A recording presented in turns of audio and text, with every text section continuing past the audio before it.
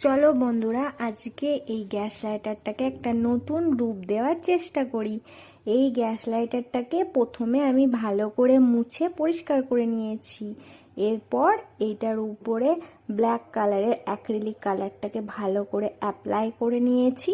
যে তোমাদের gas lighter বা হাতের কাছে থাকা কোনো জিনিস যেগুলো খুব বোর হয়ে গেছে বা বোর লাগে, সেগুলোকেও তোমরা এমনিভাবে নতুন রূপ দিতে পারবে। তো আমি এরপরে সাদা অ্যাক্রিলিক কালার দিয়ে ছোট্ট ছোট্ট ফুল করে নিয়েছি খুব সহজেই। আর এই ফুলগুলোকে আরও ভালোভাবে এনহ্যান্স করার জন্য মাঝখানে ছোট্ট ছোট্ট ডট দিয়ে দিয়েছি ইয়েলো কালারের। এবং দেখো, এই ইয়েলো কালারের ডটগুলো দেওয়ার পর ফুলগুলো আরও সুন্দর লাগছে।